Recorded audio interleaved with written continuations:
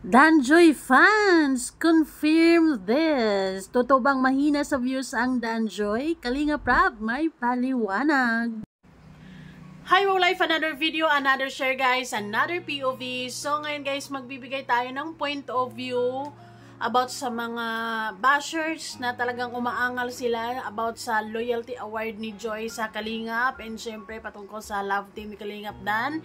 And since sumagot si Kalingap Prab, and meron tayong sasabihin tungkol doon. Anyways, bago ang lahat, don't forget to support and subscribe Kuya Val Santos Matubang, ating na vlog, Kalingap Prab, Kalingap Dan, Kalingap Edo, sa lahat ng team Kalingap. Maraming salamat sa support at pagmamahal nyo sa aming mga Kalingap reactors. And syempre guys, sa mga gustong subukan ng ating sabon, for only 55 pesos is only, nako, try it. Hindi po kayo magsisisi dahil talagang tatrabahuin niya kung anong gusto nyong ipapatrabaho sa kanya. As of now, whether you like it or not, or whether you believe me or not, is pipil po ako ngayon. O, diba? Anyways, so maraming mga umaangal, maraming mga nega comment about sa loyalty award ni Joy. Actually, yung award na yun, isa yun sa mga pinakamagandang award. Ibig lang sabihin no, na talagang nanatiling loyal, nanatiling tapat si Joy sa Kalingap sa loob ng ilang taong bilang Kalingap Angel. Well, kitang-kita ko naman yon, naobserbahan ko naman yon, at nararamdaman din naman natin yon, di ba? And ngayon, walang ibang makapagsabi kung sino yung tapat at loyal sa Kalingap. I'm not saying na hindi loyal si Beyonce and the rest, sila Carla. Of course, they are. Pero, ang deserving talaga sa award na yun, walang iba kundi si Joy. Bukod sa loyal din talaga siya at talagang nauna siya sa lahat. Diba? Nauna din talaga siya. Kasamahan nila sila Langga Rachel noon. And from that day, since day one, talagang natiling matatag, natiling tapat siya kay Kalingap Prab at naniniwala siya sa Kalingap. Kaya deserve ni Joy ang loyal. Oo naman. Sobrang isa din nga yan sa importanteng award para sa akin yung loyalty award. Sobrang rin yan. Mabigat din yan. Hindi yan basta-basta. Di ba? Talagang deserve niya yung award na yon. Kaya sa mga umaangal, shut up na.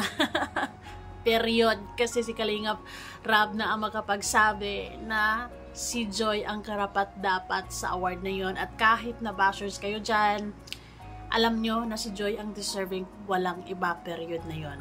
Diba?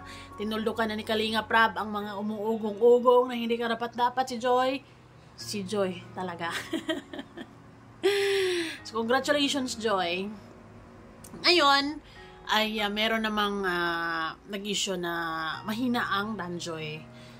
Well, it's confirmed also na sinabi din ni Kalingap Prab na siya din mismo makapagsabi between Beyonce, Edsig, Jomcar, and Danjoy. And Danjoy, yan, stable pa rin. Ang Danjoy kasi habang tumatagal talaga, pa sila eh.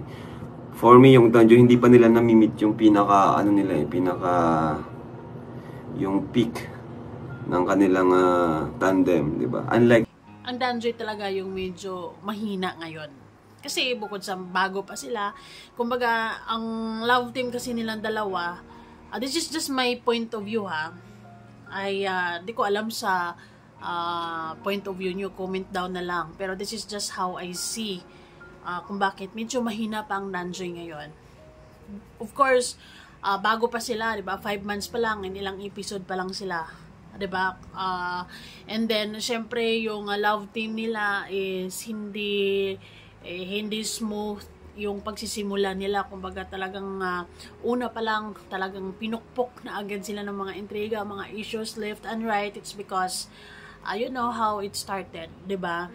And ngayon, ang mga tao ngayon, andun pa yung pagdududa, andun pa yung hindi sila naniniwala na yung nararamdaman ni Don, ni Kalingap Dan, or ni Joy is just for content, so on and so forth. Kasi nyo na alam ng lahat na love team, pero hindi din natin maiwasan na yung mga viewers talaga, they are rooting sa kung sino yung totoo, sa kung sino yung magkatotoo, kung sino yung talagang real, yung may totoong nararamdaman. Diba? And hindi naman talagang super hina ang Danjoy ngayon. Talagang actually is unti-unti lang silang tumataas. And sa mga Danjoy solid fans dyan, sa mga Danjoy natics dyan, mag-marathon kayo sa mga uploads ni Kalinga Prab sa Danjoy para makita ni Kalinga Prab na ang mga Danjoy fans ay hindi magpapatalo at andyan lumalaban, ganon. And syempre, ang Danjoy din is wala pa din sila masyadong reactors, di ba? And then, hopefully, sa mga susunod na araw, sa mga susunod na linggo, buwan, unti-unting aangat o unti-unting ma-appreciate ng mga excuse me, ng mga manunood na itong love team na to is talagang worth it na suportahan. Well, ang Danjoy is talagang naniniwala ako na napakalaking blessing yan for Dan and for, lalo na kay Joy. Diba? Because, punong-puno din talaga ng joy ang Danjoy. Nararamdaman ko yan. Nararamdaman ko na talagang itong Danjoy is magiging totohanan din to. Diba? Hindi to mapuputol. Magiging ano to sila, real couple one day. Sa taong 2025 marami tayong aabangan sa kanila. Makikita natin yung development ng kanilang samahan and sa mga interactions nila sa bawat episode na abangan natin. Yun yung ifo-focus natin. Focus tayo sa positive. Natural lang talaga na medyo mahina pa lang kasi hindi pa kumbaga hindi pa masyadong napansin ng mga fans, pero God knows, only God knows na talagang kapag si Lord na yung magbigay sa iyo ng blessing na ganyan, talagang ipupush na yung Danjoy. Ngayon, talagang yung ibang mga fans medyo, lalo na may mga bitter agad yung nagsimula ang Danjoy, maraming bitter, maraming bashers. Pero kaming mga naniniwala sa Danjoy, kaming mga naniniwala na totoo si Kalingap Dan, totoo si Joy sa kanila nararamdaman, hindi lang kami ini-itchos, tuloy ang ligaya, tuloy ang joy sa buhay namin, tuloy ang joy sa puso namin, syempre, di ba? And then, those mga positive reviews, mga positive reactions, I hope we can attract also ng iba't iba pang mga viewers, di ba? To have fun and to enjoy Danjoy. Ganun yun. And sa totoo lang, sa Danjoy is nakaka-excite ang every episode nila because I can see na there is a mutual feeling Kaya dagdag excitement yun, di ba? Dagdag dagdag kilig, dagdag saya sa mga manunood dahil inaabangan kung ano ng mga updates sa kanila. And nakikita naman natin, so far, so good. Kaya hopefully, maipush natin ng bonggang-bongga ang Danjoy, suportahan natin ang Danjoy. Of course, EDC, Jomcar, pero sabi nga ni Kalinga Prab, ang Jomcar, ang EDC, talagang, napatunayan na, million views yan di ba? Kasi talagang, andon yung kilig, andon yung suporta din ng mga tao, nauna din talaga sila, di ba? Imagine mo yun, nag-anniversary na yung ng Jomcar and EDC, and then Danjoy next, di ba? Well, 7 months pa ang aantayin bago mag-anniversary, pero hopefully pag darating yung araw na yun is talagang matamis na oo na why not, di ba? Ayun. Actually, ang wish ko sa kanila for 2025, bukod sa magiging totohanan sila, ipagtapat na nila yung kung ano man talagang ipaglalaban ng nararamdaman ng puso nila. Ano pa ba?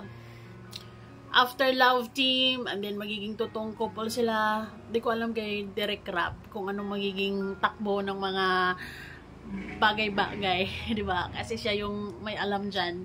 Yun yung isa sa mga pinaka maganda dyan yung nai-excite tayo, yung iniisip natin what's next 'Diba? Masarap sa feeling. So, antabayan lang natin, guys. Wag, for sure naman, naniniwala ako na hindi tayo magbibigo sa Danjoy. Ano ba? Hindi titigilan ni Kalingap Dan hanggang mapapa-oo si Joy. Hindi titigil si Kalingap Dan hanggang sa mapamahal si Joy sa kanya. Yun. So, guys, that's all. And keep supporting everyone dito sa Kalingap. Maraming salamat sa inyo. Merry Christmas!